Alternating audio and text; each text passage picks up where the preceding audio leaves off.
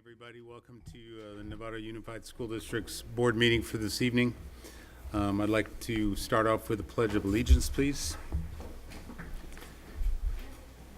Pledge allegiance to the flag of the United States of America and to the republic for which it stands, one nation, under God, indivisible, with liberty and justice for all. All right. And then Vice President Butler, if you could report out on closed session action. Yes, I will. There's several items, and I got to read a bunch of stuff, so just bear with me. So the first item, on Tuesday, August 22nd, the Nevada Unified School District Board of Trustees met in closed session to review the Administrative Hearing Panel's recommendation on an expulsion of student 60416. Based on the review of the panel's recommendation, Trustee Nell made the motion to expel. The student will be expelled for 1 year for the following Ed Code violations: 48915C3, 48900K, 48900D, and 48900C. Trustee Aguila seconded the motion, and I will take a roll call vote. And Trustee Scott, you were absent at this time, so I will not be asking you. Trustee Millerick? Aye. Trustee Nell? Aye. Trustee Aguila?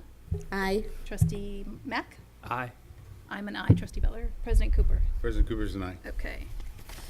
Second item, or second one, is on Tuesday, August 22nd, 2017, the Nevada Unified School Board of Trustees met in closed session to verify compliance by student 50059 with the rehabilitation plan for the student to be readmitted to Nevada Unified School District. On a motion made by Trustee Mack and seconded by Trustee Nell, the board voted to readmit student 50059 to the Nevada Unified School District as of January 17th, 2017. The student successfully completed the rehabilitation plan to be readmitted to Nevada Unified School District. A roll call vote.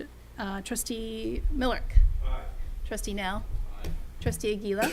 Trustee Mack? Aye. Trustee Scott? Aye. Trustee Butler is aye, and President Cooper? Is aye. Okay.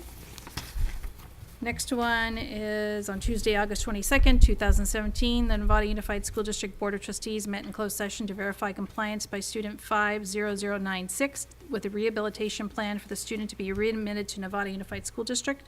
On a motion made by Trustee Mack and seconded by Trustee Nell, the board voted to readmit student 50096 to the Nevada Unified School District as of January 17th, 2017. The student successfully completed the rehabilitation plan to be readmitted to Nevada Unified School District. And I will take a roll call vote. Trustee Millerick? Aye. Trustee Nell? Aye. Trustee Aguila? Aye. Trustee Mack?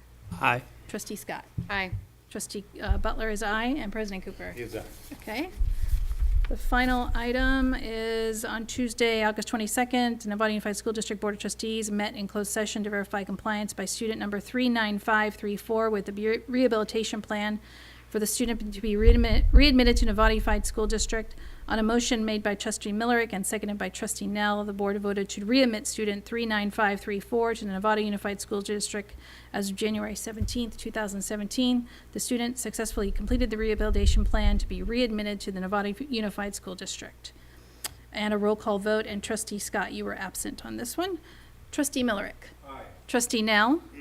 Trustee Aguila? Aye. Trustee Mack? Aye. Trustee Butler is aye, and President Cooper? Is aye. Okay, thank you very much. And the last items, one to go. The board met in closed session regarding Government Code 54956.9, conference with legal counsel, pending litigation, Coalition to Save San Marin versus Nevada Unified School District, Marin County Superior Court case number, civil case 1702295. This was an update to the board. No action was taken. Thank you. All right, thank you, Vice President Butler. On to approval of tonight's agenda. I'd look for a motion for that. Trustee Mack is the first, and Trustee Scott is the second. All in favor? And that passes 7-0. Thank you. Public comment on tonight's consent agenda. If anybody in the audience has any comments they'd like to make on the consent agenda or on the agenda, please feel free to come forward, but you'll need to fill out one of these blue cards first. Seeing none for the consent agenda, we'll move on to the next item, the approval of tonight's consent agenda, which I would welcome first on. Trustee Nell? I have a few items that I'd like to pull from tonight's Oh, I consent beg your agenda. pardon. Okay. Please. I would like to pull item H, K, Hold on one second. four of them all together. H and K, N and O. so 4 items. Yes. Okay. Anybody else? Like to pull anything? Okay. So would someone like to make a motion to approve the consent agenda, less those, excluding those 4 items? Trustee Butler is I will. first. Yes. Second, trustee Aguila, all in favor? That passes 7-0. All right, would you, trustee Nell, would you like to address those items now or wait till when we get to the consent? They're the type of items I think we could pick up at the end of the Okay, very good. agenda. All right, on to announcements at this point, and we'll start off with trustee Miller. No announcements. Okay, thank you, trustee Nell. I just want to thank all of our teachers, our classified staff, and our administrators, our parents, and other volunteers for helping us get the school year started. So thank you very Great. much. Good. Trustee Aguila. I attended the San Marin orientation, and the excitement from the teachers was amazing, but especially from the students.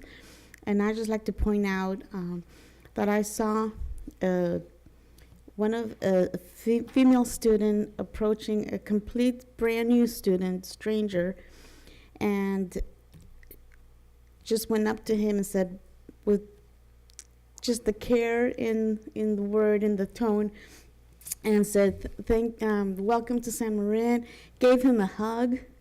I mean, that was just amazing. And if we could all just do that, even as adults, that would be a better world. But I'm very proud of these students and the excitement and enthusiasm that they have today, and just very, very proud of them. That's a good story, thank you. Trustee Mack, No announcements for me. trustee Scott, No announcements. trustee Butler. Sure, I have a couple. I was able to drop in on new teacher orientation, which was just prior to the school year starting, and this room was packed with 35, 40 new teachers. So it was exciting, and Trustee Miller was there as well. So it was good that 2 of us were there just to welcome the new teachers to the district. Most of us attended opening day, which was everybody in the district at meeting at Novato High, and thank you, Jim, for kicking us off with a great start for the school year. And then I was able to do, Linwood already had their back to school night, so I was able to go to that. They do that on the first day of school, and I think it's the best thing. It just gets the parents up to date and organized on what's happening for the school year. And they even have their international dinner already coming up this week, so they are out of the gate fast and furious, and I give them credit for that. But that's what works for their community, their school community. And they picked a theme for this year, and it's relationships, building relationships with your student, building relationships with the parents and teachers and things like that. So they are off to a good start. All right, thank you. And the only comment I had, I also attended opening day at Novato High, and what a great event. The excitement and the enthusiasm of the staff, teachers, and many of our new staff members were there, and really good. It's going to be a great year. And Jim. Thanks, President Cooper. A couple things. So, yeah, I think we had a very smooth first day of school, which takes a lot of planning on a lot of people's parts. And so thanks to staff, teachers, and administrators, and classified, and everybody else for getting things ready to go. We tried to get out and see the new food service people that were trying a whole bunch of new healthy food items that we went and sampled. And IT's been doing a great job, especially getting the One to World Chromebooks out to everybody. And so everybody did their part. And I think we had a very smooth first day of school, which was great. Tomorrow morning at 9 is the ribbon cutting ceremony for the Lou Sutton Garden, which I think looks fantastic. And so originally we hit a couple hard spots, but I think, Yancey and facilities and Mike and whoever, I hope if you haven't seen it, go out there. There's raised beds. We went out there on a work day and helped paint them and stain them. There's actually already vegetables growing in there. They've got some cool looking sheds instead of those horrible containers that were out there. The preschool is almost done, and they've got their blacktop and lawn out there. So the whole area looks really fantastic. So if you get a chance to go out there, please do. I saw Rotary Ignacio last week. I'm speaking to Rotary Novato at Margaret Todd on Friday. The Novato Community Hospital Golf Tournament is coming up, and I only mention that because the proceeds benefit us through, they help us support our athletic trainers at the 2 high schools as well as our nurses. So some of us will be playing or attempting to play golf. And if anybody wants to buy raffle tickets, please let me know because they're selling those. And they do have a little dinner thing at 6. So if you're not a golfer but you still want to support them, it's out at Indian Valley again, September 13th at 6 o'clock. And lastly, in terms of budgets, I appreciate the board. You guys were going to go to Ed Leader 1 in Atlanta because it wasn't that much more than going to CSBA in San Diego. I appreciate the board putting that off a year. We're trying to cut the budgets in general, and we're cutting travel and conferences, a fairly easy one to do this year. So I think out of curriculum and instruction, we're trying to we've cut over $50,000. So basically, if there's a conference out of state, unless there's some rare circumstance, we're not going to it. We're either not going or maybe having people come here. So a little later on, Yancey's going to talk about the Budget Advisory Committee, but this year we're projected with a $2 million deficit, next year $3 million, so we've really got to tighten our belt. So I know that you guys don't have a lot of professional development, so thank you for agreeing to put off professional development for this year. I appreciate it, and that'll do it. Thank you. Thank you, Superintendent Hogaboom. Let's see, we're on to our non-agenda public comment. I see no blue cards for that. So we're going to move right on to our first staff report, update on district identity project. And Leslie Benjamin. Hi. Thank you, President Cooper.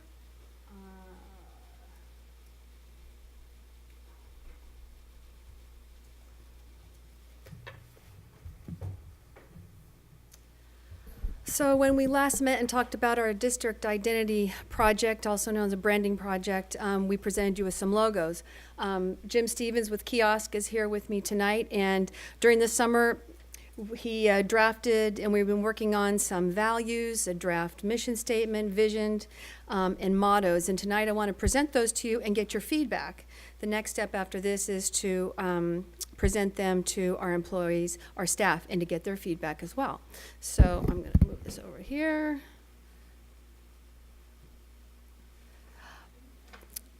This presentation has been developed in anticipation of doing a short video. So I'm going to skip the first couple of slides because we know about you're quite familiar with our 4 district priorities and our graduate profile. But in the video, we want to, explain to everybody, well, the graduate profile is our vision, but what about for our district? Do our mission, vision, and values fit us today? And we talk about how we partnered with Kiosk and did 6 focus groups. And that when the focus groups first met, this was their current perceptions about being diverse, community friendly, caring, supportive. And then after Jim spoke to them about all the great things we're doing here in the district, the word cloud of innovative, caring, approachable, positive came out. And from that, the district is described as being innovative and active, open-minded and friendly, caring and warm. And from that, that's sort of the jumping point of going into the foundation of our values and mission and vision. So our values are what we believe in. So the 5 words that kind of came out was innovative, collaborative, equitable, caring, and inclusive. And we gave a very similar presentation to our Administrative Council, ADCO, on August 4th. And we presented them with these values as well. And they didn't come up with anything more. We thought this covered it as well. So I don't know if you have feedback on that, or if you want to wait till the end to give feedback, or give it along the way. That's at the end? Okay. Okay, so those are the core values that we've developed. And then the mission, what we aspire to be. And the mission explains why we exist and the ultimate goal that we want to accomplish. And we really want to communicate to our faculty members, students, and parents, the district goals. So we've got two examples. Nike, bring inspiration and innovation to every kind of athlete, and Google, organize the world's information and make it universally accessible and useful. And we were talking about how Google came up with this about 20 years ago, and where are they now? So in keeping that in mind, NUSD's mission. So we started out with 3 examples, and then we landed on the one that's in bold. Engage, inspire, and empower all students to pursue their ambitions and create their future in a rapidly changing world. Okay. So these are still all drafts. Obviously nothing is final. And then our vision, where are we going? So there's 1 and 1, should be 1 and 2. But, the ADCO was presented with 2, and then with some conversation, we came up with the 1 in bold. We will provide an innovative and personalized learning experience for every student in a caring and supportive environment so they develop the knowledge and skills to be successful in college and careers. We will engage parents, teachers, and our community to actively support our students' learning and success. I'm going to go through this kind of quickly. Okay, our motto. We have drafted 3 mottos, and the first one is, motto samples. I got ahead of myself there. I was be prepared. Okay, so learning today, leading tomorrow. Engage, inspire, and empower. Inspire, innovate, create. So after reviewing the notes, we came up with logos, which you've seen. There they are. And 2 rows to the top. And those are the 2 that we're looking at right now. Unique.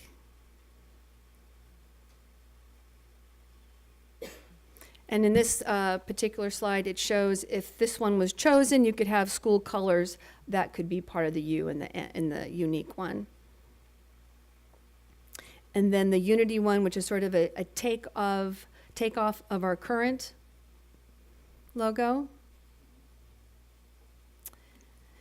And I will add that when we presented this to ADCO, they overwhelmingly preferred the unity one.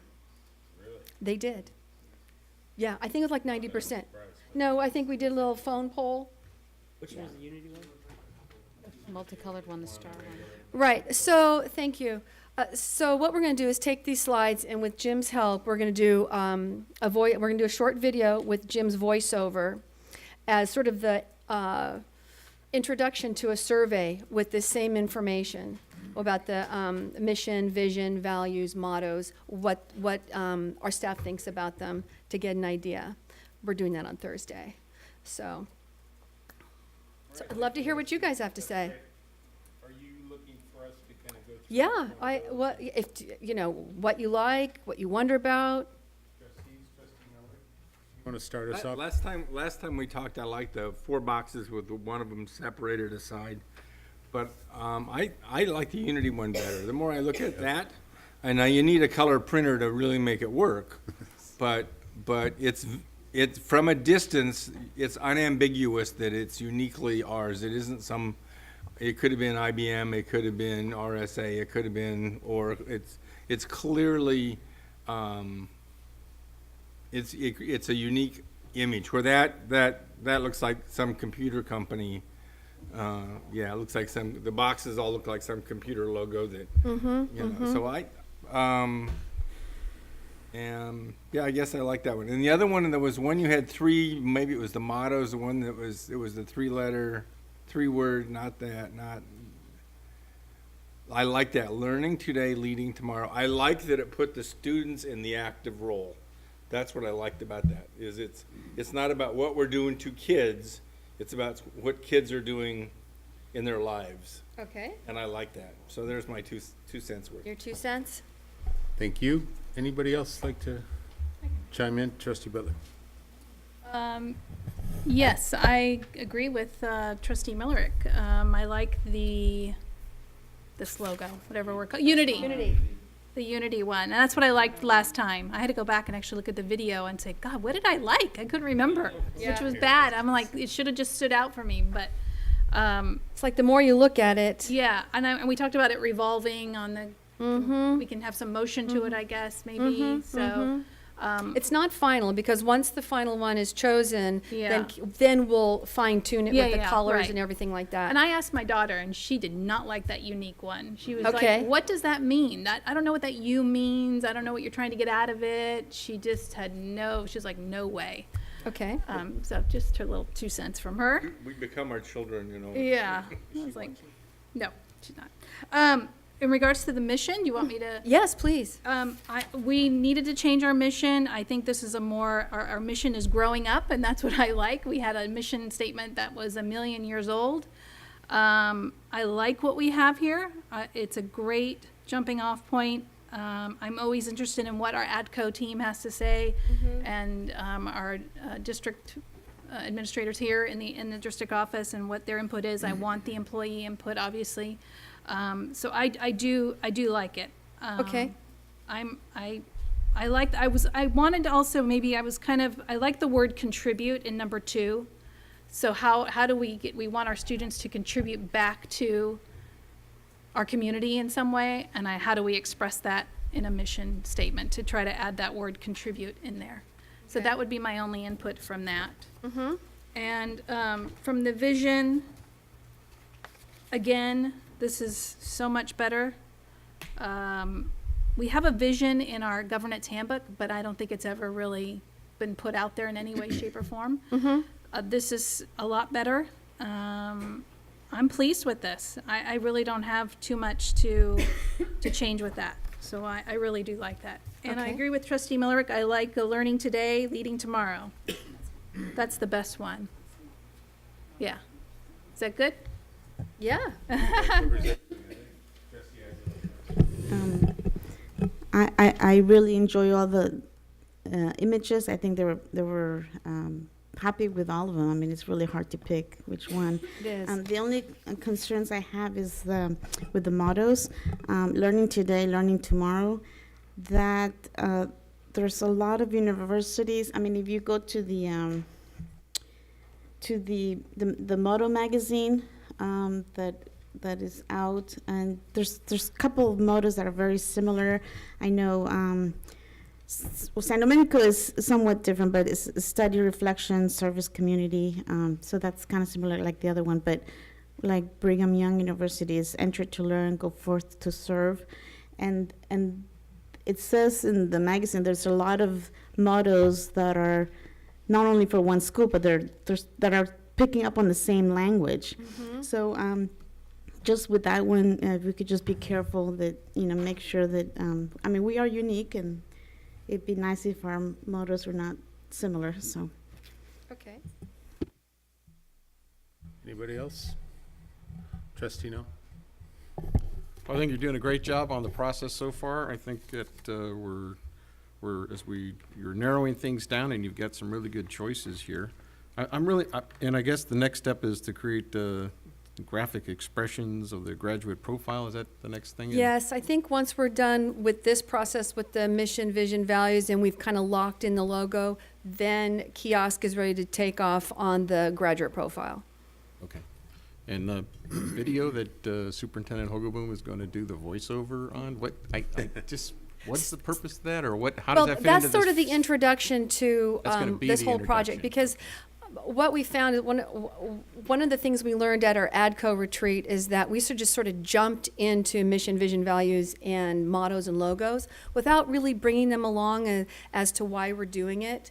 We've got the graduate profile, we've got these 4 priorities, and sort of just the basis, the foundation, and we want to give our staff some of that foundation and kind of bring them along on why we're doing this, and say, yeah, we've been changing. Let's look like to the outside, let's look like how we are on the inside, on the outside.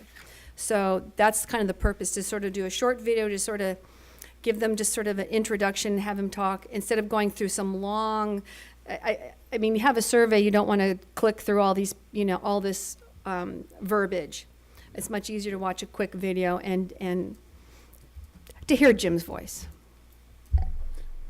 So last question is just Yep. from a process perspective, when will you be bringing forward a final recommendation based on all the circulation, testing, video reviewing, samples? I'd say that first September board meeting, but I think that might be too soon. Probably the first one in October. Okay. All right. No, I'm gonna remain objective. I think everything is great right now. So I can hardly wait to make a decision. So thank you. Thank you, Trustee Nell. Trustee Scott? I'm also in agreement with Trustee Milrick. As far as I like the motto one. That was my favorite. As far as the logos, my favorite didn't make the list.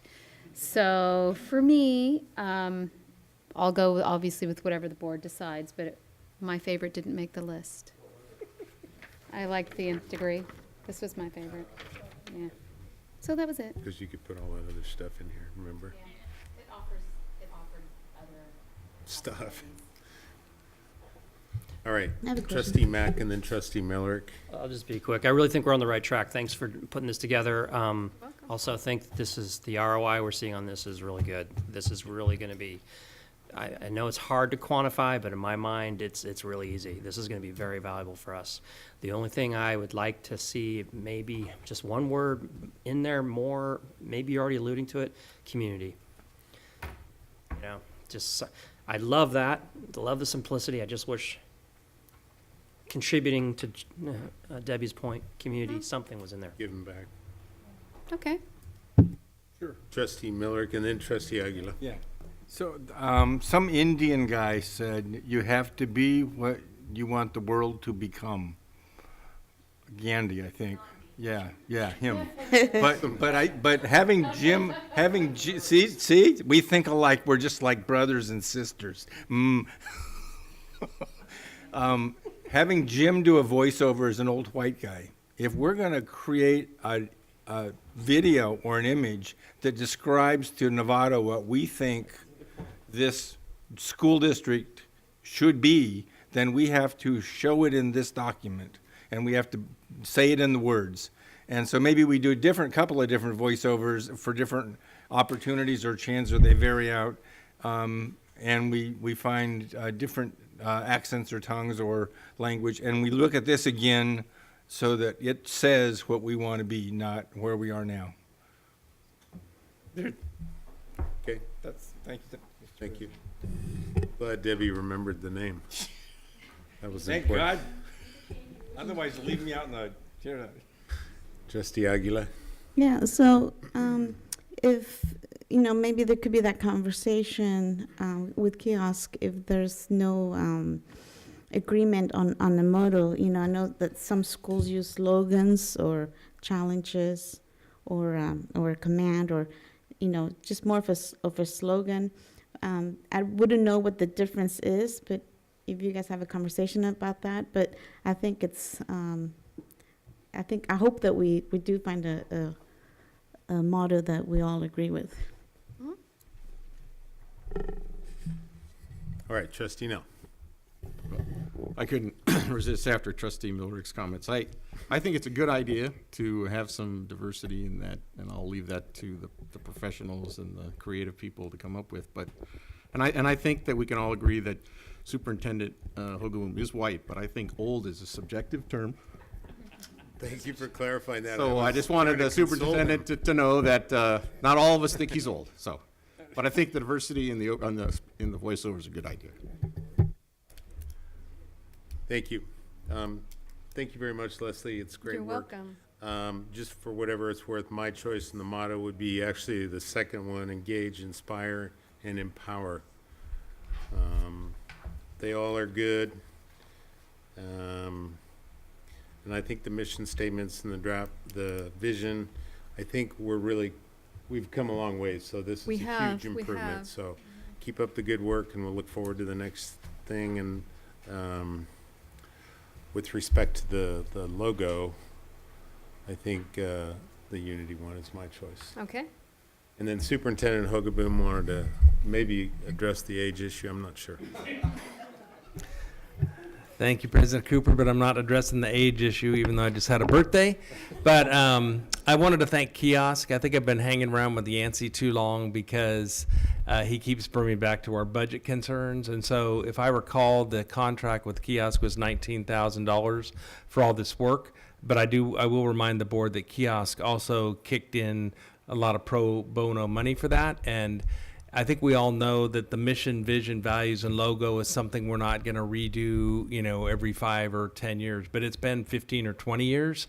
And I think the point is that education has changed dramatically. Our school district has changed dramatically, and we need to reflect that in the community. And so, again, Jim, I really appreciate Kiosk is helping us with some of the costs. And I've got some questions. Well, why didn't you just have some kids from MSA come up with the logo and things? And I guess just to reiterate, Kiosk, they helped us lead the focus groups. They've helped us with the design team. They've helped us with colors. They're helping with so much more than just a logo. And I think we've kind of gone a course, and Derek, you kind of helped us with this, a mid-course between taking 3 years to come up with a process that's going to cost $100,000 and then just having the board decide. So I think by having focus groups and certain people come in and getting input, I think we're moving ahead with it in a very thoughtful way and in a financially prudent way. But it's something that I think the benefits of doing this, I hope, will be felt in the community for a long time. So we do want to do it well. And again, Jim, thanks for your help with that. Thank you very much. Those good comments. Thank you. Thank you. All right, we're on to our second staff report, district goals, strategies, and metrics for 2017-18, and Jim Superintendent Hogaboom will be presenting that. Thank you, President Cooper. So this is the second time that you've seen our district goals, strategies, and metrics for 2017-18. And I'll bring it back to you one more time. What we've tried to do is simplify the goals and be clear about our strategies and do a better job with the metrics. So I think one of the things we did on the goals, we combined equity and student success together. So if you recall before, when we had our 4 priorities, we had 3 goals under each one. So really there were 12 goals, and some were kind of conflicting and confusing. So the idea here is to have more simple, kind of clarified district goals, because all the schools use those to come up with their plans. So really, I think where we want the specificity and the SMART goals is with the school goals, right? And they're all different. Some of our schools really need to focus on some different content areas in order to move forward. So I wanted to show you an example. I think I'm on the executive committee for Marin Promise. So Marin Promise is an organization that tries to promote equity throughout the county. And what they've identified in the National Equity Project, and there's some pretty clear research that shows that there's these key milestones. So this is their graphic of what the milestones are, and we've kind of, I'm jumping kind of to our metrics now, but what we've said really are what are the most important milestones in the district that we want to look at. So there's a lot of research to support these. So we're basically suggesting these same 6 metrics. If you look to the end of the goal 1 and 2 on equity and student success, you'll find these 6. So the first one is entering kindergarten ready to succeed.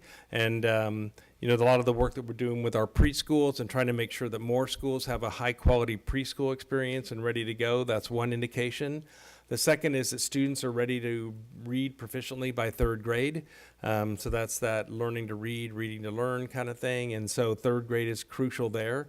And we do have different tests, whether that's MAP or other assessments that help us with that. The third one is master critical math concepts by 9th grade, otherwise known as algebra readiness. We know that math continues to be a big, fat problem, not only for us, but across the country. And so we're working hard on trying to make sure students are ready for algebra.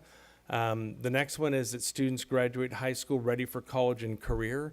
To us, we basically say that that's meeting the UC CSU entrance requirements or the A to G requirements. The 5th one is that students enroll in college or post-secondary programs. So we know through the National Clearinghouse how many of our students go on to 2 or 4-year colleges.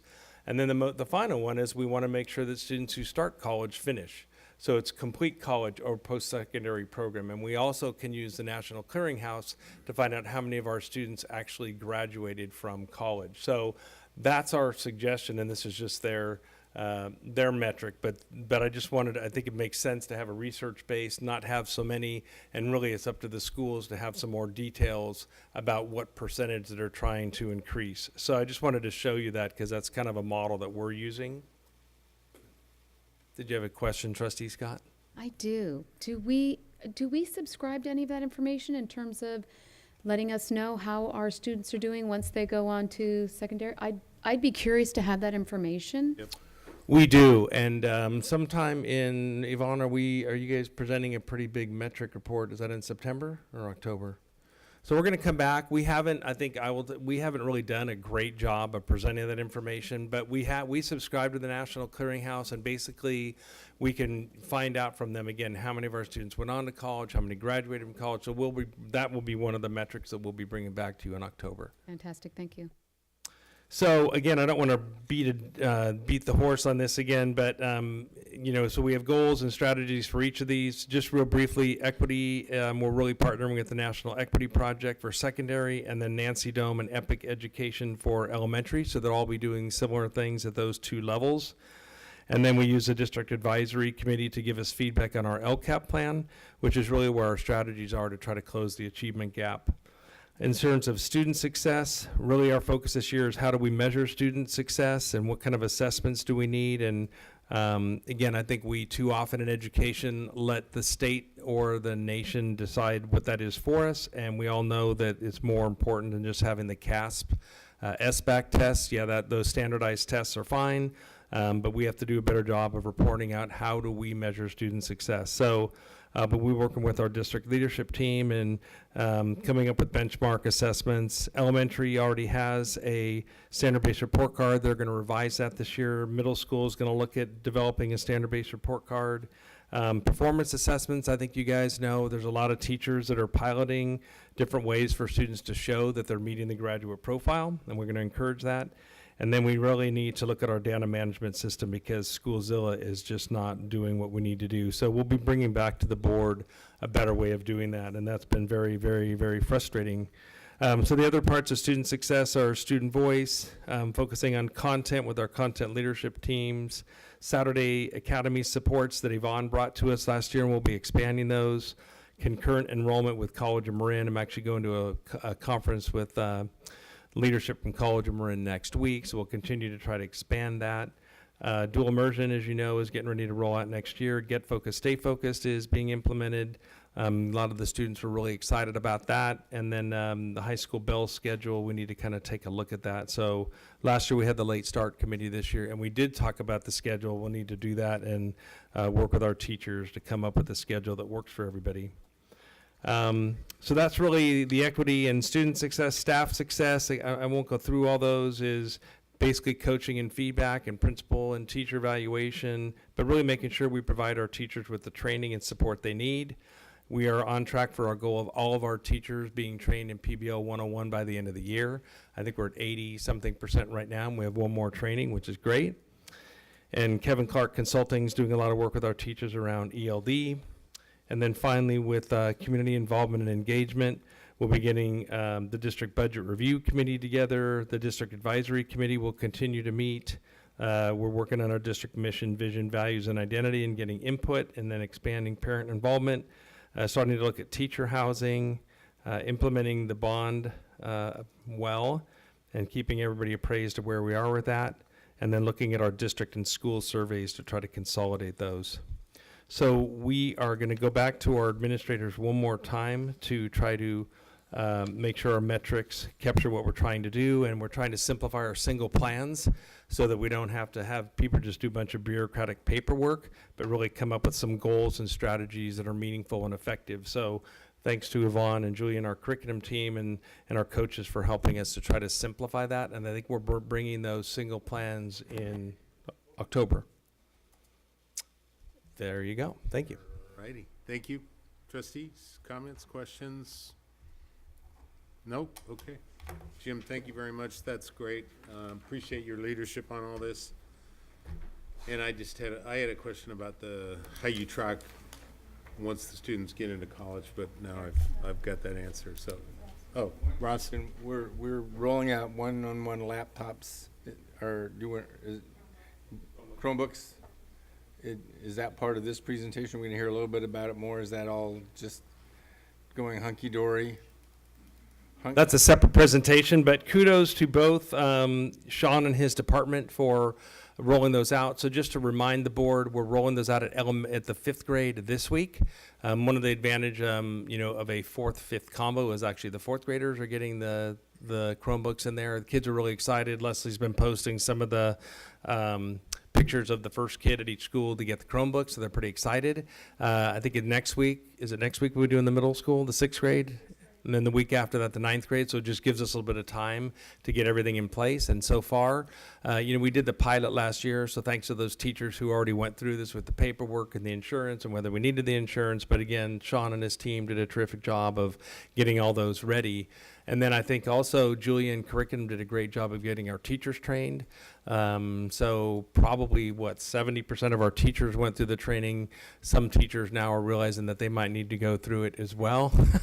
So I know we're doing a one-day training coming up, I think, over the next couple weeks. And then one of our most important committees is our Technology Advisory Committee, which has one teacher who's pretty technology competent at each of our schools. They help the other teachers. They get paid a stipend, and they'll help us with further recommendations for, training and things like that our teachers need to know. They're all using Google Classroom, so it's really, really going well so far. But we'll have another report about that. Thank you. Thanks. Anybody else? Nope. I do have 2 public comments cards, so Wally Fisher, would you please come up? Followed by Mariah Fisher. I think you're going to need to lower that mic just a little bit.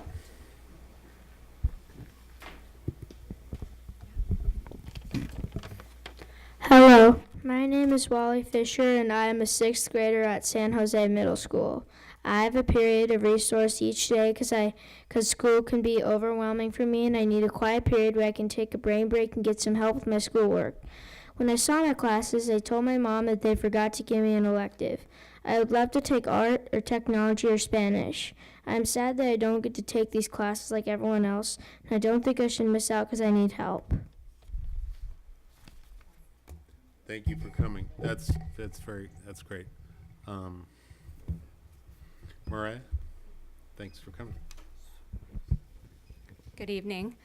My name is Mariah Fisher. I'm a parent at Loma Verde and now a parent at San Jose Middle School.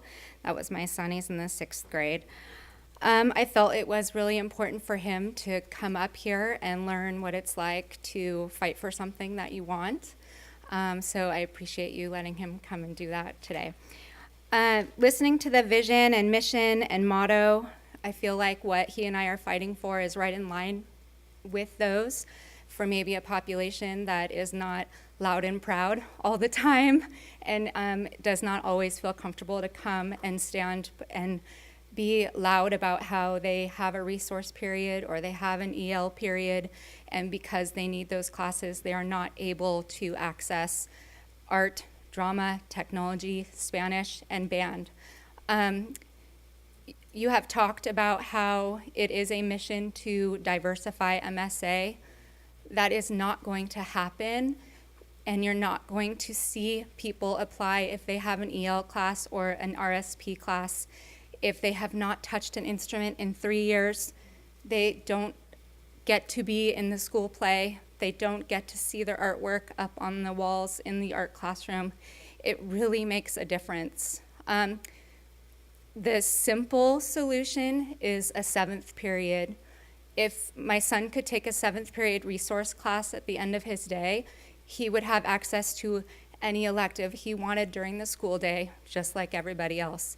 It would also be great for him because he'd be able to have his math help in resource. He'd be able to organize his binder, get what he needs, and then come home and argue with me about homework like everybody else. And same with EL students. They would be able to have that extra class at the end of their day. It could be something people opt in. I've heard from before that, maybe there's trouble with making kids stay longer in order to get what they need. If it's an opt-in thing, then we're not making them stay longer. We're making them decide that it's important for their family, for their students to have access to these classes, and the students are willing to stay longer in order to be able to have them. So I do understand the cost piece. He wants to be a world traveler someday. The idea of taking Spanish is so exciting to him. He can't wait. He's a visual learner. I'm an art teacher. I understand his want for this class and be able to take these classes in a real foundation of who I am as an educator. And I think that sums up what I had to say. Thank you so much for allowing us to come tonight.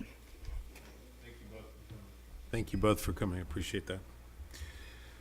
All right, so we would be on to item C, refinancing opportunity, but Greg is stuck in some traffic, so I'm suggesting that we move C down to, it would become 13C, or if that's agreeable with the board, we would move on to our first discussion action, 13A, grand jury report. Everyone agreeable with that? And I hope traffic doesn't opens up. All right, Yancy Hawkins. All right, and I'm sure Greg thanks you for your flexibility on that. So I guess it's grand jury season. Last meeting we had the grand jury report around other post-employment benefits. Today we have the grand jury report and recommendations from the pension grand jury report. I think it's important to note, so this was given to most of the public agencies within Marin County, including municipalities, including the county, including school districts and special districts. But I think it's important to note that school districts are very different from these other entities in the fact that they don't have any say over the benefit levels or the funding levels at the state level for those benefits. Those are both set by the legislature. And that's not to say that we don't have a pension problem in the district. You've heard me talk many times about the PERS and STIRS liability, our unfunded liability, and how we're dealing with it. But I think it's important to note that the state has set legislation in place to deal with that. And what we're dealing with is that legislation to completely fund the unfunded liability in both of those in STIRS, and then the PERS is very similar, except the rates are set by the PERS board and instead of the legislature. So there were several recommendations of this, I believe, 8 recommendations, only 3 related to schools. And that's a lot because we don't get to set a lot of the policy that is set for us. But I just wanted to go through the 3 recommendations that they gave and our responses to those. The first is R3. Agencies should publish long-term budget covering at least 5 years. So update them at least once every other year and report what % of total revenue they anticipate to be spending on pension contribution. This recommendation has not been implemented, but we are scheduling to implement this recommendation for the 2018-19 school year. We had already passed our annual budget in June prior to the grand jury report coming out.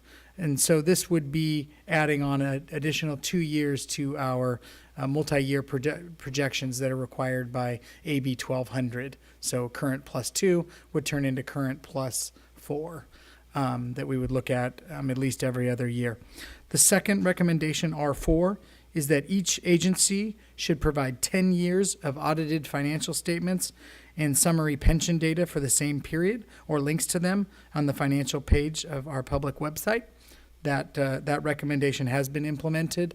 This district has long, and well before I came here, has published a lot of financial information on its website.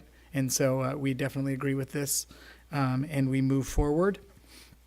The third and final recommendation relating potentially to schools is that public agencies and public employee unions should begin to explore how introductions of defined contribution plans can reduce unfunded liabilities for public pensions. And our response to that is this recommendation will not be implemented. As I noted before, we are required by law to the pension programs and the rates that they have in there.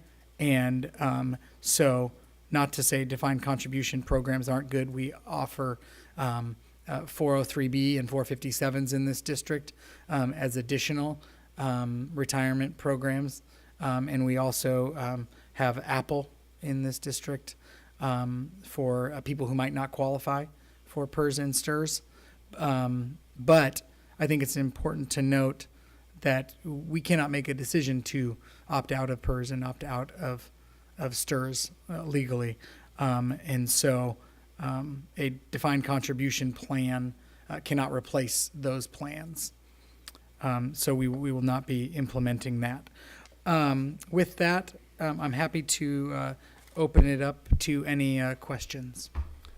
All right, thank you, Yancy. Bring it back to the board. Any comments, questions? Anybody? Trustee Aguilar? I just wanted to thank you for your quick response to them. I also appreciate them for doing their job. And so I think we're moving in the right direction, so thank you. All right, Trustee Millerick, thank you, Trustee. Thank you for your response to the grand jury. It's local Marin citizens looking out to make sure we're solvent, and the recommendation to look forward 5 years instead of 3 is just a little more conservative, and we've been a conservative district all along. Good. Thank you very much for getting on top of this. All right, Trustee Nell? On the publishing additional information, I was just wondering, did they give us a format of specifically what they were, what they want broken out, or is it really just to supply these the standard forms and then refer them to the governing accounting standards board rules, statement 6768? I mean, does the average Marin County citizen really going to be able to assess those and pull the necessary information out, or is there something that we could do to create, break out a little more information? So we, so in the audited financial statements, again, this is a little bit of the accounting ease, and I apologize for that sometimes around the technical language. There is a large section in our audited financial report related to both PERS, STIRS, the interest rates, not the interest rates, the contribution rates, and the unfunded liabilities in both of those programs, and the plans to get those programs to solvency. So there is that, but we also include some presentations on the impacts of the increases in STIRS rate, the PERS and STIRS rate increases. As you guys know better than anybody, we've talked a lot about the impact of those PERS and STIRS rate increases on the district. So those presentations are also there, which I think are pretty user-friendly. But I agree. This is a little bit technical language. Within the audit report, it is better. And I think that we'll, in the future as well, make sure that in our report with the audit report, and we'll have our auditors have a focus on those numbers within the audited financial statements. I think it's important to note that only in the last few years has the unfunded liability actually sat on our balance sheet from a GASB ruling. GASB is the Governmental Accounting Standards Board. And so we've always had it in the footnotes to the financial statements, but now it sits straight on the face of our financials. So basically, right when you come in and you look at our balance sheet, that unfunded liability sits right there. So, I think it's Let me ask clear. it this way: Are there many rules or regulations for a school district like ours to explain the numbers in a different way? So, for instance, if a think tank organization wanted to give us a formula for extracting information out in a pertinent manner, or to help simplify on a cash accounting basis what these liabilities mean, and compare to the number of teachers we'll be able to afford to hire, what kind of cost of living increases we can keep up with, how many schools we can operate. Is there something against us participating with that type of thing, or I would obviously would be subject to your recommendation in the board, but are there any California regulations that prevent us from breaking out the now somewhat transparent reporting of this large liability for that you mentioned weren't required for the first 25 years as it was coming to a head, and now that it's become unmanageable, we're finally reporting it, and now we have our local grand jury bringing it to the attention of the public, and what they're saying here is we should all do more to tell the citizenry that there is a major problem here, and if we don't act soon, I guess it could get worse. And worse, I think what that translates is what I said before here at the Nevada Unified School District, is fewer schools, fewer teachers, and less funding to operate and teach and educate the children in our community.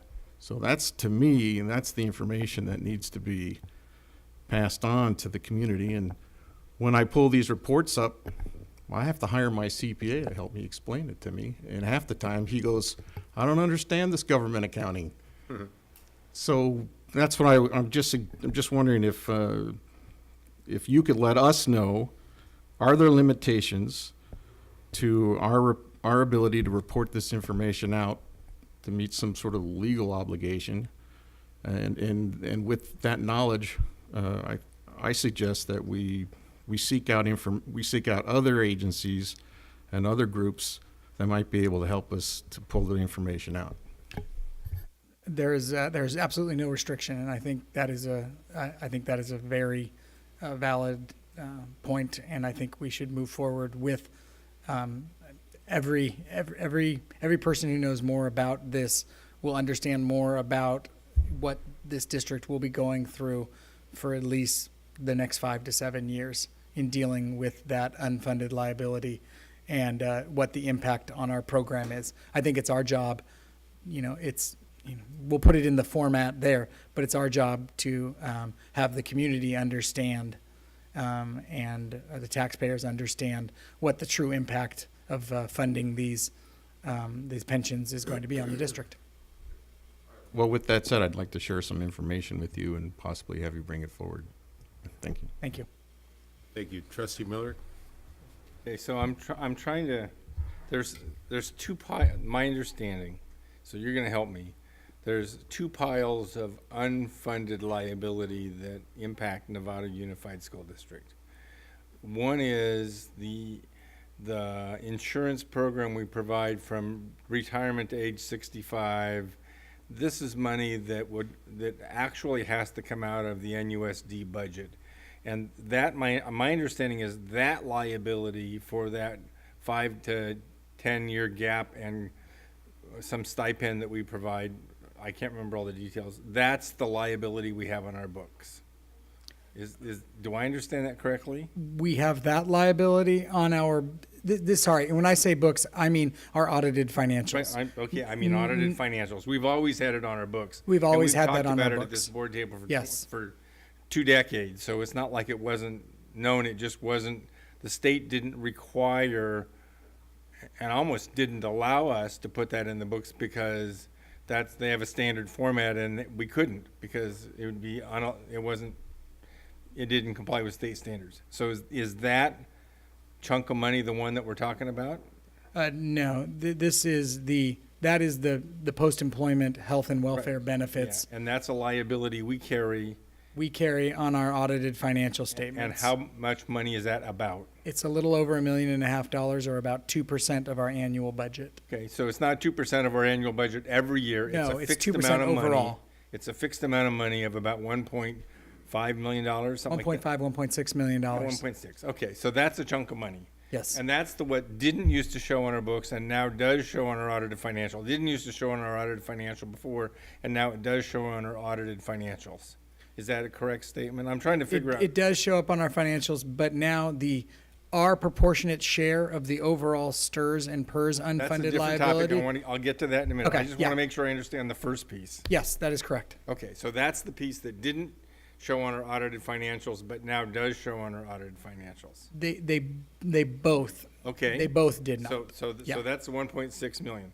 So now, the second piece, which the rates were set by the state board, and we've contributed to this at the rate law required, which is what the state board's required. We have been contributing to reserves that will pay people's retirement when they retire, both STRS and PERS. Yes. Is there a liability that sits on our balance sheet now for the unfunded state PERS and STRS, our share? Yes, there is. How much? It's tapping out at about 75% of our annual budget. It's significantly It's more. 40 million, 50 It's about million? $60 million. About 60 million. And that's on our balance sheet. That sits on our balance sheet as a liability. Okay. Okay. Okay. So that, and how does that get resolved? So that is that is resolved by higher contribution rates by 3 different organizations or sources. The first being in STRS, teachers and other certificated employees. Their rates have increased from 8% to 10.25%. So 10.25 of their take-home pay gets taken out and put in that reserve. Yep. To pay down that reserve, okay? And then school districts' rates have increased from 8.25%, Yeah. scheduled to increase to 19.1% over a 7-year period. So And whatever their salary is, Yes. we take in an additional 19% of whatever it is that we pay, and we send it to the state to pay down that risk. within 3 years, that's what we will be paying. We're about in the middle of the increase from 8.25% to 19.1%. So the net of it is like 30% of the teacher's pay or employees' pay ends up going into a reserve account to cover this this liability, this Yeah. $60 million liability. In the state, And we're paying, there's a plan in place for us to make up those payments and pay it. yeah. So there's a bill, 4 years ago now, that set in place these new rates and the rate increases in order to, over a 25-year period, eliminate the unfunded liability in the STRS. So there's a PERS has plan. a similar plan, but that's done by the PERS board and not by. One other thing is important to note: the state puts in another 5%. Oh, and there's another 5% from the state, so it's State. about 10%, 35. 19% and 5% going, so 25% or something like that, 30% of the take-home pay for an employee is also being put in the retirement plan, and that's already in law. All that's happening. All that's in law for our certificated employee, and then it's projected based on PERS board projections for our classified employees. Okay.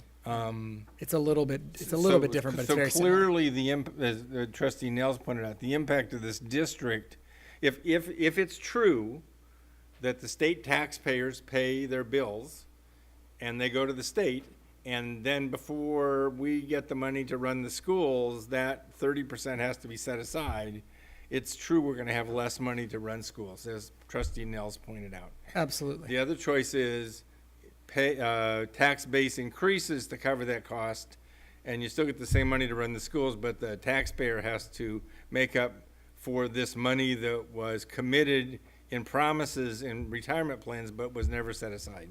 Correct. So there's one of those two equations, them are a combination. So we got a plan, it's just the consequence of that plan is ahead of us, not behind us. Correct. Got it. Okay, thank you for the clarification.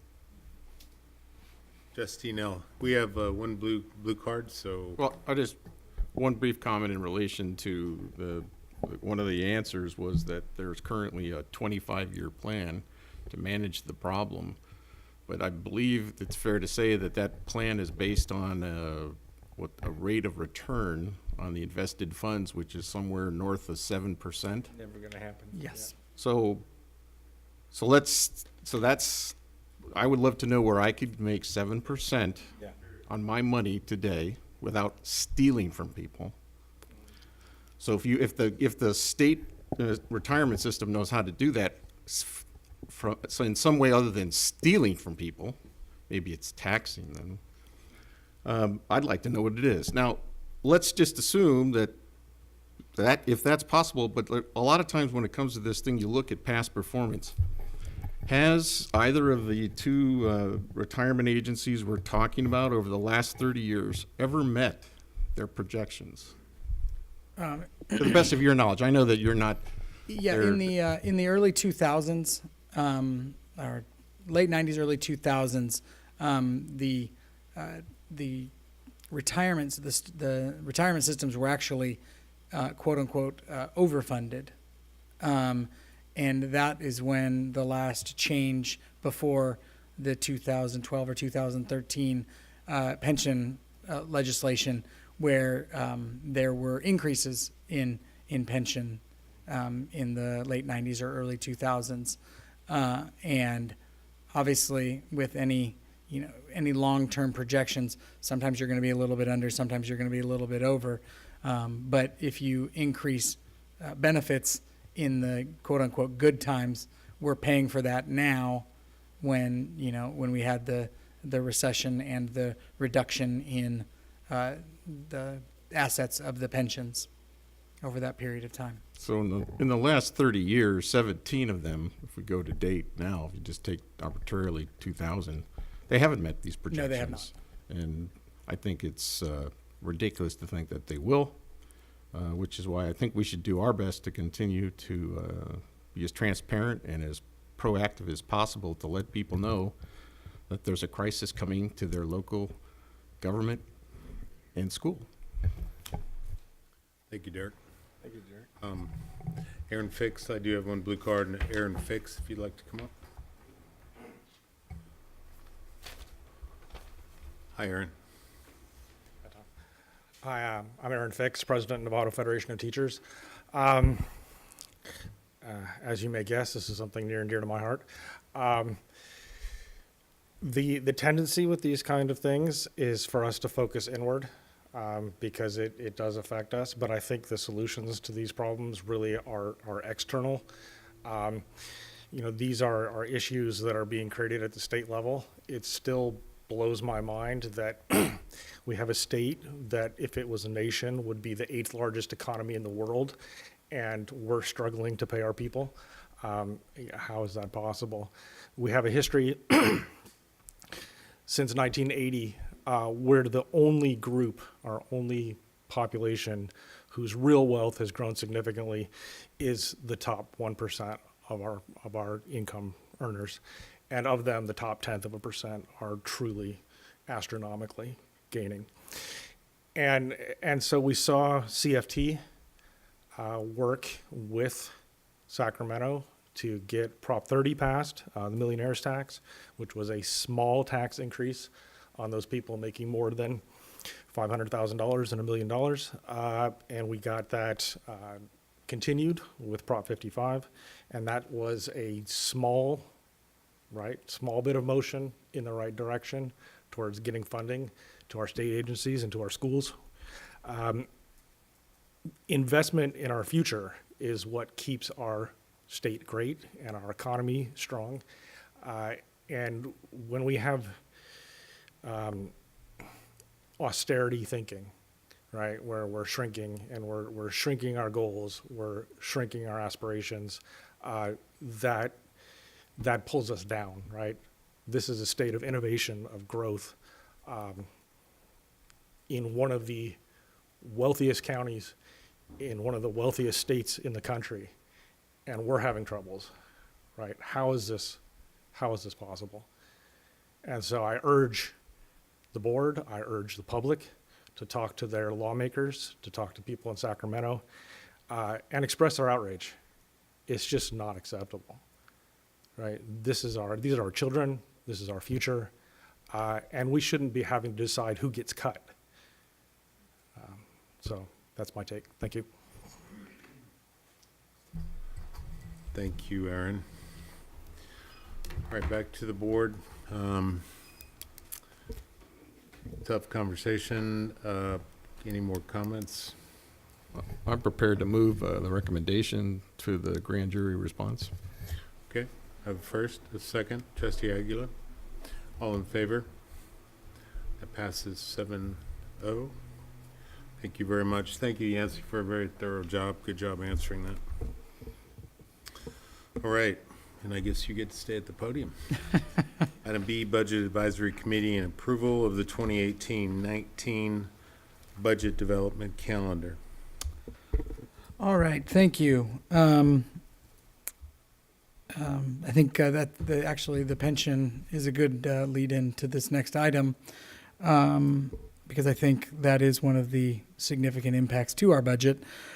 As you know, the budget development process is not a short one.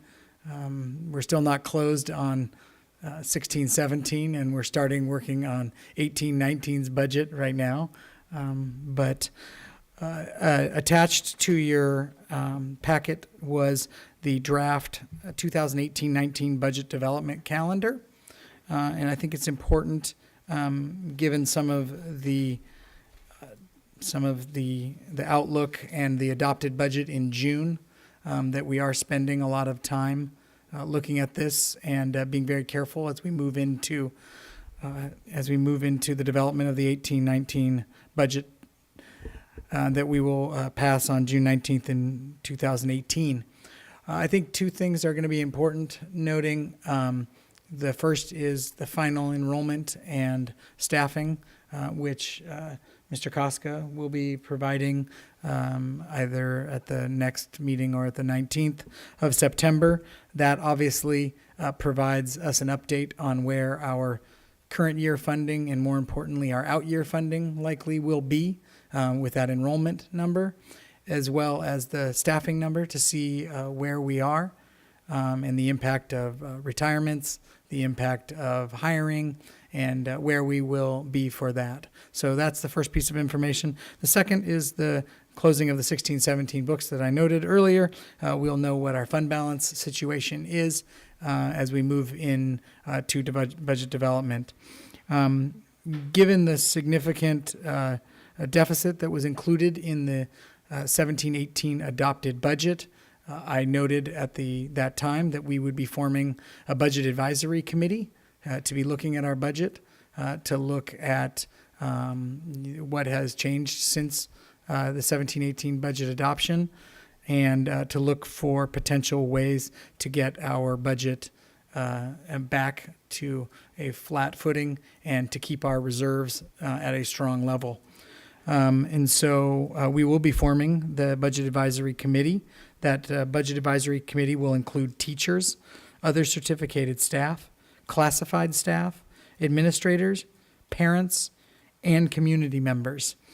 The committee is scheduled to meet in September, October, November, and January, with recommendations to the superintendent scheduled for February of 2018.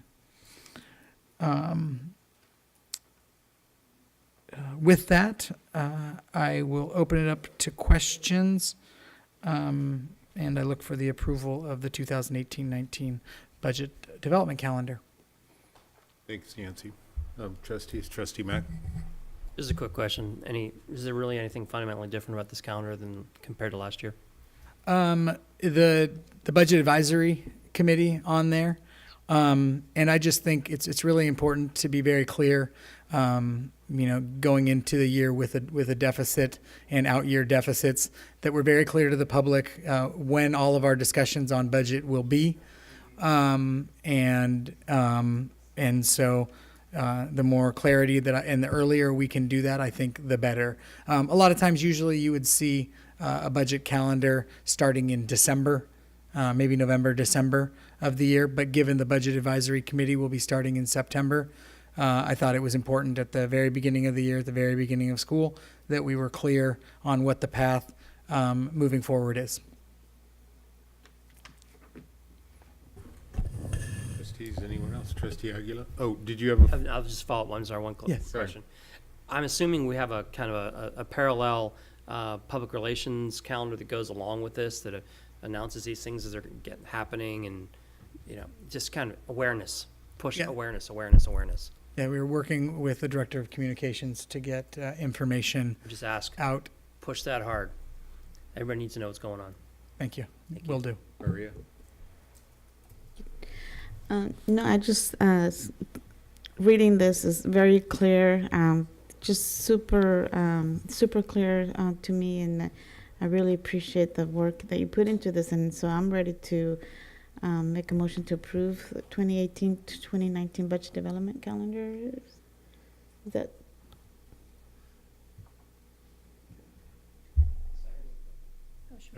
Okay, I'm sorry. That Yeah, was a there are no motion. questions. Trustee Aguilar made it first, a second. Trustee Mack? Derek, did you have, Yeah, I have you had a questions. comment or question? That's right? fine. I mean, I have a comment before. I was kind of you waiting to call a hear question. that, so. I wasn't sure if Trustee Butler had her hand up or not, but my comment, you know, I had a couple of questions about the process. Are we prepared to describe a little more about the makeup of the Budget Advisory Committee, and then furthermore, what their recommendations are going to look like? Will that come to us through a staff report from you, or will they, is there an independent chair to this committee, or tell me a little bit more about the makeup, how you see this committee working, and how you see them reporting out? So we're looking for a working committee of approximately 20 people with a good representation across the district, across the levels, elementary, middle, high, also the other departments, including special education, operations. So trying to get a good cross-section of the district, as well as parents and community members. The recommendations would come in the form of a staff report from the superintendent and myself. Myself and Assistant Superintendent Koska will be co-chairing the committee. There will be 2 board members that will sit in on the discussions. And we're just hoping for a really good start in September, and we will bring updates to the board as we go through the process. All right. Thank you. I mean, that sounds like a good plan. I look forward to hearing from them as well as you, and being involved in the process myself, of course. So I think it's a good plan. I'm prepared to support the motion. Okay, so I have a first and a second to approve the Budget Advisory Committee and approval of the 2018-19 Budget Development Calendar. Any more discussion on that? Then I'll call for a vote. All in favor? That passes 7-0. Thank you very much. Thank you, Yancy. And now an update on Greg's. I have not, I've been up here. Yeah, no, I know, it's been tough, but maybe you could just check in. I think there's going to be questions from the Just board check- that, Go ahead, take the time. We'll just take, Okay. take a moment to do that. yeah, we can, there were a couple consent Wanna- items that were pulled. Board, do you want to go through, well, we got a few moments, let's go through the consent items that were pulled, and Derek pulled, we'll start, if that's okay, we'll start off with H on the consent agenda. Yeah, I wanted to pull this item just to get a little more detail. You know, sometimes things are put on the consent agenda in strictly contract form, and they're not justified. I'm not saying that this particular recommendation isn't justified, but I would like to see a little more public explanation and having it tie and link to the goals of the district. In particular, my question is there some assurances that this contract, this company, this data is going to be in line with our strategic goal number 2 under student success, where we specifically use grade 3 metrics and also talk about mathematic assessments, et cetera. And all I could garner from the contract was that they were going to provide services with 3 to 4 syllables. So is there somebody here who could speak to this contract and the purpose of it, and how it fits to the goal of student success? Well, let's see if Yvonne's here, and if not, Jim could. I think he's still here, actually. So I'll give it a crack. So NWEA does our MAP testing. And so MAP is really the testing that we use for both language arts and math, and it's probably the most utilized test in our district. Schools give it either in the kind of fall and the spring twice a year, or if they want, they can give it 3 times a year. And Derek, that's the main one we use to assess reading as well. So that 3rd grade reading proficiency is that. So NWEA does the measures of academic progress, which is the MAP test that we talk about. So that's their specific role. So it's basically what we always do, somewhat. But some of the goals we were talking about, we had to do with data management and things along those lines. And so it sounds to me like maybe it is a simple decision. It's a continuation of an existing MAP, MIP, measures of academic progress, testing results. But I just didn't want to approve it. I hope you guys, I just wanted a little more explanation. I want to make sure that every time we're evaluating these things that we're getting more for our dollars and it fits with our goals. And if you say that's essentially what's going to happen here, then I'm prepared to move this consent agenda. All right, great. First and a second, trustee Millerick seconds. All in favor? Passes 7-0. So we'll move on. Thank you, Derek, and we'll move on to item K, which you also. We can. No, let's just wrap this up. It's a couple items. Go ahead, Derek. All right, item K. This is that has to do with going over our original budget to work on the sewer system at Novato High School. And rather than just have it be on the consent agenda, I wanted more of an explanation. I wanted to hear why not only do we use up our contingency fund, but we also used up all of our planning funding, and we're still going over. And I'm wondering if there isn't more we can do up front to prevent this type of thing, to either, one, get a more accurate budget in the beginning, and not be in a position of having to do things we didn't originally plan to do. Good evening, trustees. Good question. Typically in utility contracts, especially the ones that are the age of, in this particular case, the sewer system at Novato and Olive, you typically put a larger allowance in the original contract. Even though we did extensive videoing to try to identify some of these, using technology, we're able to limit some of the undiscoverable things that you would just find by digging a hole. We still found some unexpected things as we did this project, mostly due to the age of the campuses and also the condition of the original sewer pipe. To answer your question, the contingency covered most everything we found. The allowance covered most everything we discovered, with the exception of the very last part of the project is at Novato High, and the drawings we had showed a different size pipe than what we discovered when they excavated and dug it up. So the $8,600 change order request basically is to cover the materials for having to turn in the smaller size pipe to buy the larger size pipe to effect the repairs. So basically, we have an as-built It issue. wasn't quite accurate. So they built it with a larger line than that was spec'd on the plans, but if we did some video inspections prior, I mean, I don't know why that sort of thing wouldn't be detected, unless we didn't do video inspections on all of our lines, which I would question, why wouldn't we do video inspections on all of our lines before we take on such a large facilities project on something as important as sewer laterals? So I just want to make sure that we're thinking forward and that we're spending the money up front, not being penny wise and pound foolish. So Right. I would like to see less of this. Okay, noted, and definitely will try for it. I just want the board to understand that as I do some of these projects, especially with the age of our sites, you will find some unexpected things. But we will use every ability we have to try to know it beforehand, so we're not coming to you with these unknowns. So I appreciate that explanation, and with that explanation, I'll move the consent agenda item. I'll second. Okay. And you have a comment? Go ahead and make that, if you would. When we did the sewer repairs and all the bathrooms for the first bond measure, the intention was to replace the wall with the urinals or the toilets. And it turned out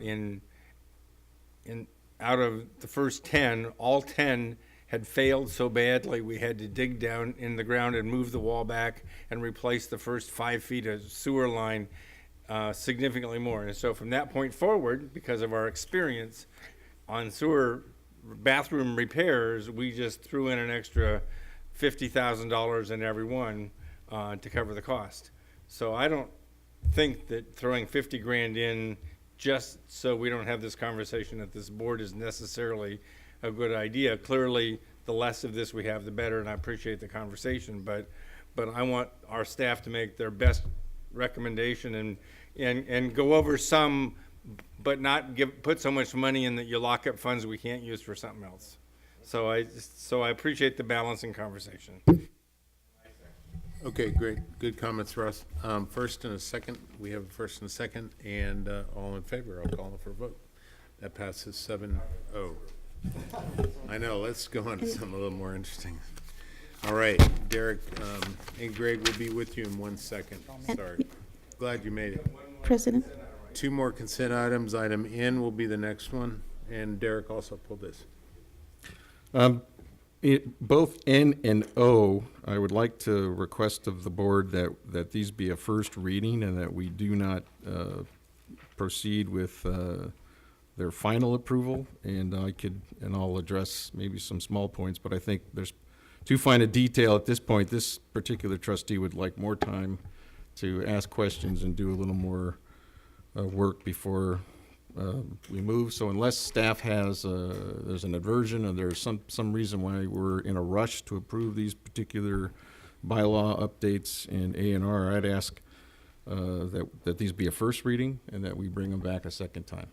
Good. The only note would be that there are and Gladys and Melissa are working on a lot of updates because there's how many, Gladys? About 100. I'm fine with. I have no problem with the board obviously needing some more time.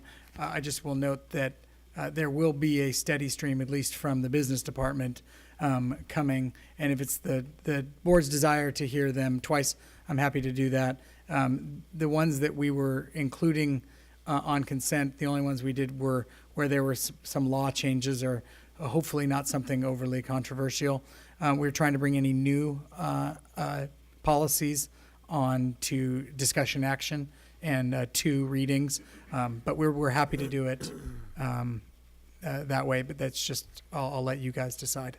So just to be clear, I think I'd appreciate more time. I think that's an okay approach because it's probably will work 8 out of 10 times. Yeah. In this particular case, 2 of them are the 2 of the 10 that this trustee has some questions about, and I'd like to get a little more research with staff and so forth rather than haggle it all out here, so, which I'm more than happy to do right now if you guys want to discuss these ARs and board policies. But I think if we could bring it back at a later date. Let's bring it back. Happy to for do a that. second reading. So the question is, again, I think the answer was, if we don't pass them right away, there's nothing that'll hinder your job, your ability to do your job. Okay. No. That was my first concern. All right, so if that's not the case, I would move that we amend the consent agenda items N and O to a first reading and to have them brought back to the board when they are prepared. Good. And so you move in second, and Trustee Miller second. All in favor? Passes 7-0. Thank you. All right. Thank you, board. Maria, did you have some? Did you have a comment on Yeah, the consent? I just have a comment on the Oh, sure. consent plan agenda here, and I wanted to just thank the Peter House Junior Fund for all the support that they give this to NUSD. Perfect. Thank you very much. That's absolutely a good point to make. And now we'll get back to the agenda and we'll do what was our third staff report, refinancing opportunity 2011 GO bond refunding bonds. And looks like we're ready to go this time. All right. I'm here with, as you all know, Greg Isom. I was going to make a Gandhi joke, but that's probably not good.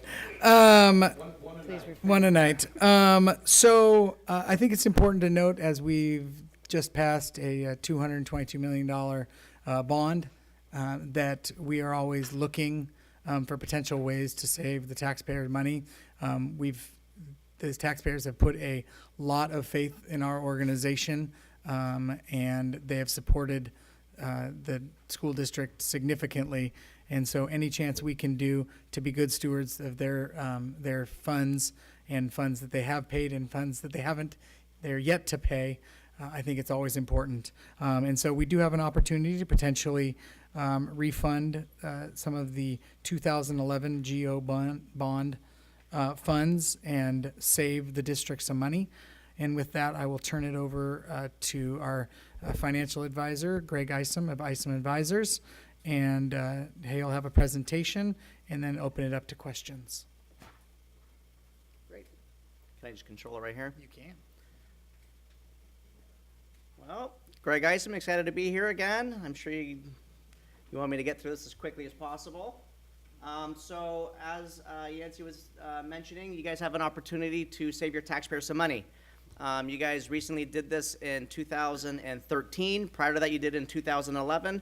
So as you guys may or may not be aware, in school bond legal documents, there is something called optional redemptions, which allows you as the school district, if interest rates allow, you can actually call back the old bonds and sell out new bonds at a lower rate.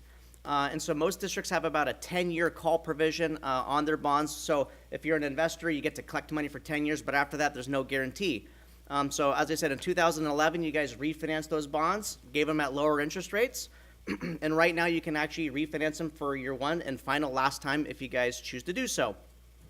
So what you can see in the very small print is the actual front cover of the official statement.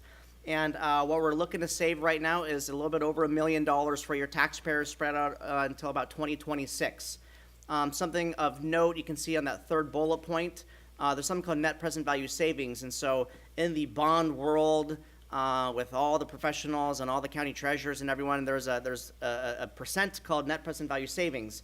So as long as you hit a certain percent, the government GFOA recommends 3%. A lot of people say for an advanced refunding 4%.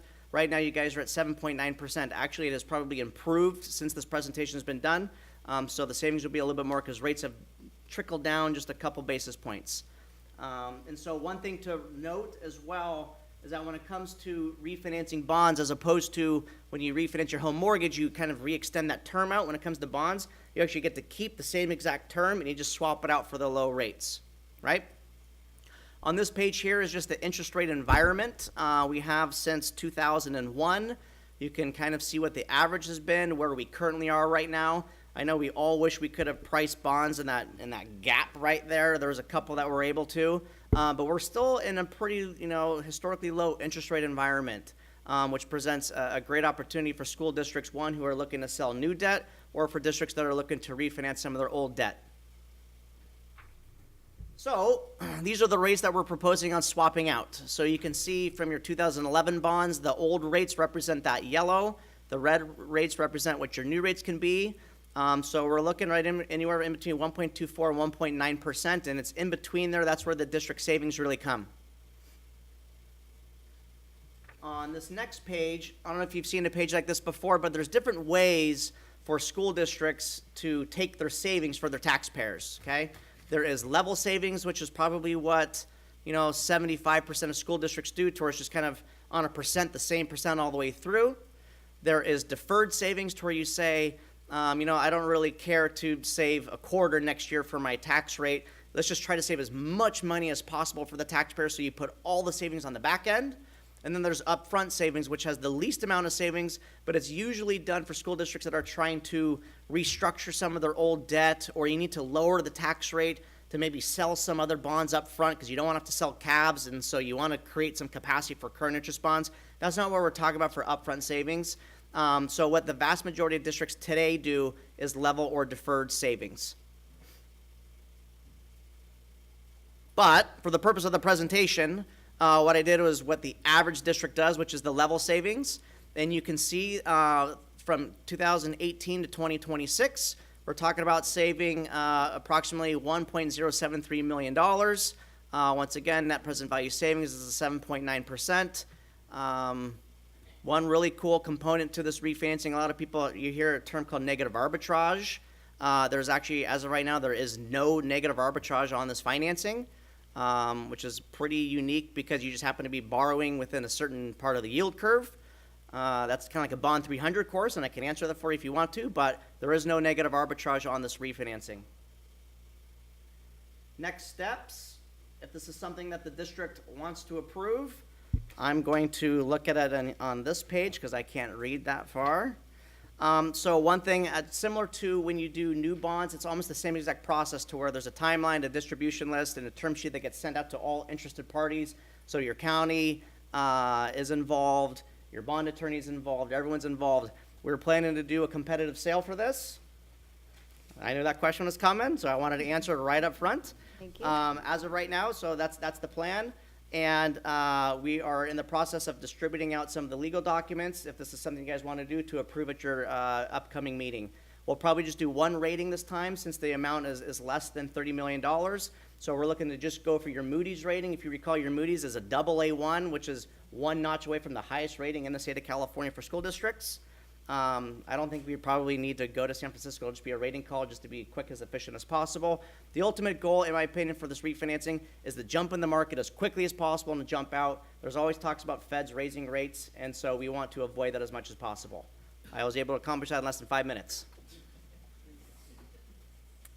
One other thing I'd just like to note before we open it up to questions is we have been working with the County of Marin, Roy Given, the Director of Finance, on this, and he's going to be giving us some feedback. We've been working with the County Office of Ed, and we've been getting some really great feedback on this, so I wanted to note that too. But Greg would be happy to answer any questions, and I'm also here if there's any questions for me. Great. Thank you both. Thanks, Greg. Trustees, start off with Trustee Millerick. So when I refinance my mortgage for my house, the risk isn't that I will get a lower rate because I pick a time in the market when that's the case, like you're doing here. I make sure it's a big enough chunk of money, and I think you said we're at 7% and the criteria is 4%. So we're clearly before that test. But the other criteria is, well, will things be better a month from now? What's the market doing? If I do this, if I make this SWAT now, then I won't be able to do anything next month because I won't be anywhere near the 4%. It'll be little teeny percentages. If I had waited and it went to 8% next month, it would have been better to wait. So in that decision of now or next month, uncertain future, do you have thoughts about for us? I would be a rich man if I knew that answer. I thought you were a rich man. No, I'm not a rich man. I'm a poor boy. It's interesting. Looking at the interest rate chart, Yeah. everyone for the last year has been saying rates are going to go up, rates are going to go up, rates are going. And they kind of went up, then they went down, then they went up, then they went down, then a tweet comes out, then rates go up, then no tweets for a week, then then rates go down. No one knows what's going on. Okay. That's a we fair want to answer. be tweet free. I mean, literally, it's like because of what's going on in Korea right now, and because you saw the star market went down, and that was good for bond rates. And as I said, the Fed's literally 3 weeks from now can say, hey, we're raising rates up again, and then it goes up again. No one has any idea what's going on, and so what I always recommend to school districts and the school boards is you have information right now. Are you happy with this percent right now? Do you want to try and squeeze as much as you can? Because the flip side is what happens if rates go up and we waited and now savings are $600,000 and maybe we're like, do we really want to do it for that much money? Okay. I think that's my big question is, is this the right time? And, the other one, you said your proposal here is that you're taking the savings uniformly over multiple years. One choice. It's one option. That's one. One option. But you said that's the one you wrote them up at, okay. Correct. So go one more slide before or one more page. Okay, so on this slide, on option number 2, all of the savings are occurring in the last 2 years. Or, correct. Or the last, in your picture too, whatever. Does that mean in those years, the bonds are completely paid off and there's no payments in those years, or is it just? That's for illustrative purposes. For your district right now, you're not gonna be able to get to $3 million to wipe out that last payment. So most likely what would happen is if you were to defer all the savings at the very end, right here, Yeah. you're gonna be maybe 1.4 million, 1.5, and so on that final year in 2026, the tax rate would get chopped in half. Okay, I'm just thinking, we've had complaints that we're running two bond measures overlapping one to the other, two, programs. And if this would shorten one significantly, but it sounds like it's a half a year really. If you could have eliminated 1 year, I would totally recommend eliminate the 1 year and then sprinkle the rest of the savings throughout. So that you have, some people will say, thanks for eliminating a year off of my debt. And then people are gonna say, hey, at least you were able to lower my tax rate a little bit. Okay, thank you. I just wanted to hear your thinking on it. That's very much, thank you. All right, thanks. Trustee Scott, you're next. He just answered my question. I wanted to know if we could shave off a year and then with the remaining Sprinkle. saving, yeah, Sprinkle? throughout the years. I'm just looking because we're gonna have future pulls. Yep. The faster we can pay this Yep. off Perfect. is my preference. And for a year, I mean, I'm still interested in that. I don't know how the rest of the board feels, but I think that's important to get this retired. All right, thank you. Trustee Mack? Hi, Greg. Thanks for putting this together. Always fascinating. Kind of flipping on what Ross is talking about, the timing. Can you kind of talk a little bit about the risk that we might have something blow up on the rates, and do we have options to pull out if the rates completely, North Korea does something or whatever and rates go skyrocketing? It's as horrible as it sounds for the bond world, we want something to happen in North Korea. Well, I'm sorry, the other way around. Yeah. Yeah. Yeah. Okay, the Fed raises. Fed yeah, raises rates. 2 points or Let's something. say we proceed with this, Fed raises rates. Are you committed because you approved a resolution? Absolutely not. You can Okay. actually direct your administration, hey, if we don't achieve this much in savings, I don't want to do it. Okay. Let's wait for it. Got it. Okay, and the other question is $1 million in savings. What's the transaction costs of that? You get 140 for COI. When you do a competitive sale, you don't know what the underwriter's fees are going to be because it's all mixed Okay. with the interest rates. So we don't know what the underwriter fees are going to be yet. But when it comes to COI for bond counsel, rating fee, trustee printer, it'll be 140 or less. 140,000? Correct. Okay, so our net savings is more like about 860 or No, so. this is actually net. That's net? This is Great, net. okay, good to hear, thank you. And then, our current bond rating's AA1. What were we when these things went out? Was it about the same? I'm just No, I wondering. think you guys were AA2 before. Okay, so we're getting the benefit of the better rating as well. Correct. At least the town we live in is. Thank you. Thanks. So, Greg, I have a question. So just a process question. Yes. Happy birthday, by the way. Thank you. I told you he was old. Tough crowd. Yeah, it's getting late. Just a process question. So the next step, what are you looking for from us tonight? Because you're going to be, this is kind of informational. You're going to be coming back, is it the September 5th meeting? Yeah, so this is an informational item, basically to get direction from the board to keep moving forward on this or not. And then if we keep moving forward, the timeline would be that we would recommend on the September 5th board meeting to pass the resolution to move forward with the bond on the timeline in page 9 of the so nothing tonight, Okay. but on that timeline. Is it helpful, or do you need the information from us tonight, whether it's level savings that we choose or deferred savings? It can be at the next meeting. Okay. Good. Perfect. Okay. Trustees, any more comments, questions? All right. Well, that was a staff report, so that concludes. Thank you, Greg, very much. Thanks, guys.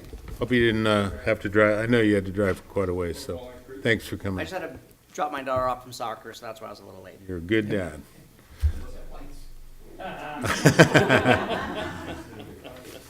Guys, just trustees, before I adjourn the meeting, just a reminder of our meeting this coming Saturday, the 26th, here in the district office at 9 a.m. And with that, meeting is adjourned. Thank you.